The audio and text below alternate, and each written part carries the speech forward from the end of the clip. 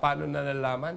Sa pagsalat ng ating katawan, yung isang marunong at sensitibo sa lamig ay makakapa niya ito. Kung meron namang iba gumagamit ng mga, sabi natin, papel, dahon ng saging, ang pinaka-common, let's say meron pa rin dahon ng ikmo na ginagamit, di ba? Akala ko kasi inunguya lang yung ikmo. Yung pala, meron additional effect. Pag dinadaan ito sa katawan kumakapit siya doon sa mga malalamig na parte. Static, At isa yon para malaman ng isang hilot kung unang-una, kung saan ang lamig. Validation yun. Bawa ako, sasalating kong ganyan, may nakapa akong malamig. Gusto ko masigurado, dadaanan ko siya ng dahon ng saging na isang strip na ganyan. Ayun ang ginagamit talaga sa katutubong Pilipino. At pag huminto at hindi mo mahatak yung dahon ng saging, alam mo nandun ang lamig. Parang doon ang lamig at doon ka magfo-focus ng paghihilot. From Eric Paranaque, this is a controversial question that some allopathic doctors really frown on this. Sabi, totoo po ba na nakakagaling ng dengue ang tawa-tawa? Alam mo yung sabi natin allopathic doctors ay tatanggihan ito kasi Sa tingin nila, walang scientific basis. Pero meron, di ba? Yun na nga. Ang madali ka kasi mag-dismiss. Ang pakiusap ko lang sa kapwa ko, doktor, pakitaan mo rin ako ng gamot sa dengue, di ba? Wala rin naman, di ba? Wala silang mapakita. Except blood transfusion. Okay, blood transfusion. Pagka bumaba ang iyong Which is, of course, red blood a lot of expense, a lot of complications, Magastos. and etc. Pero kung tutusin mo, because it's a virus, in the scientific parlance. Wala silang response to virus. Now, when you look at tawa-tawa, in the literature of tawa-tawa, makikita mo talaga, hemostatic siya. Walang ibig sabihin, pumipigil ng pagdugo. So, ang ibig sabihin ito, pag pumipigil ng dugo, meron siyang, sabihin natin, di ba, mga anti-thrombin factor, meron siyang mga, masasabi natin na yung... In other words, hindi naglilik ang dugo sa blood vessels, pwedeng matigil so, at yung scientific ma-alleviate basis nun, siyempre, hindi lang natin alam ang dosage sa ngayon kasi wala namang gustong magbigay ng pera para malaman natin yung exact dosage nito, ay talagang masasabi naman natin na mag-i-increase ang platelet. Ganon din ang dahon ng papaya. Masasabi natin na hemostatic rin siya. At therefore, pag ininom mo rin, hindi ka dudugin.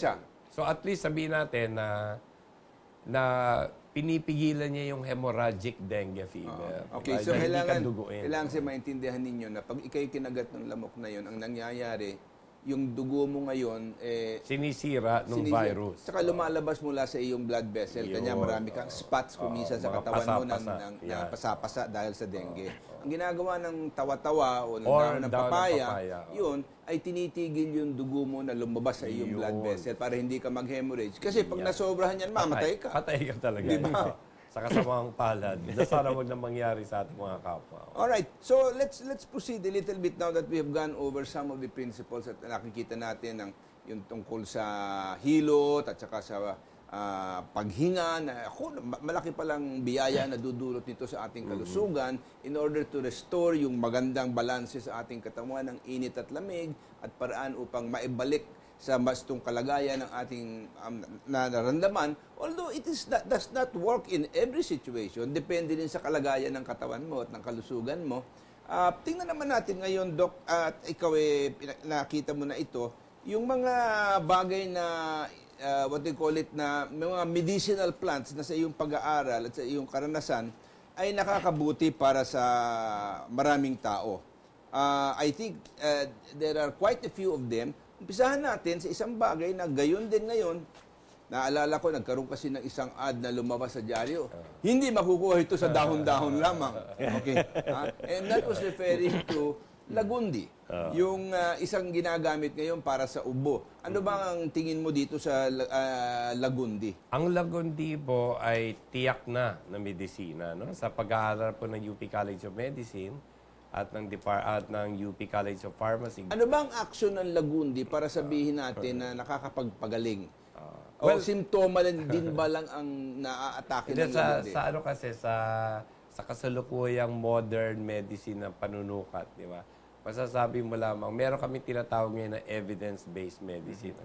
At meron mga ANTAS, level 1, 2, 3, 4, 5. Pero ang tawag nila doon, anekdota lang. Hindi ka, yun ang level 5. Pero ang Lagundi, gusto kong sabihin sa lahat, kung hindi nyo po alam, sa pamamagitan po ng Philippine Council for Health Research and Development, nag-allocate po ito ng at least 20 million to find out whether Lagundi indeed has therapeutic claims or not.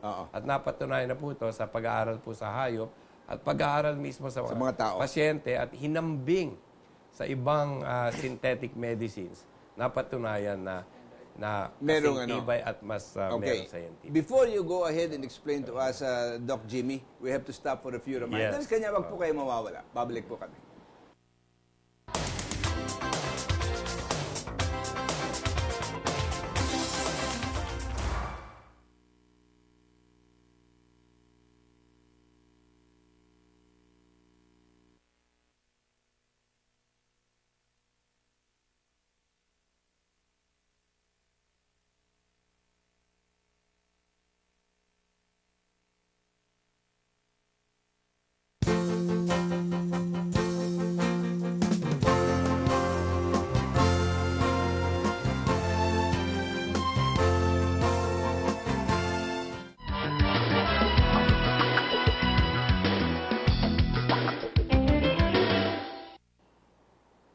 Okay, balik po tayo. Bago tayo bumalik kay Doc Jimmy at kay Brother Vic dito sa ating pag-uusapan, we're gonna give you the kalusugan tip of the week. Ito po ay may kinalaman sa tinatawag nating luyang dilaw. Hindi na namin babasahin sa inyo ang scientific names, pero alam natin lahat ang luyang dilaw.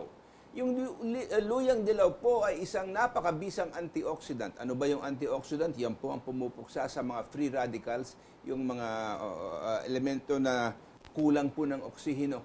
At ito'y kinukuha ng antioxidant tapos nilalabas sa katawan ninyo bago nakakapinsala po sa ating katawan. So nakakapagbababa din po ng kolesterol yan at saka maganda po because it's a turmeric na mayroong mga anti-carcinogenic na katangian. Ibig sabihin po mayroong kakayahan na puksain ang cancer. Mayaman kasi po ang luyang dilaw sa potassium, sa phosphorus, sa magnesium at saka sa calcium.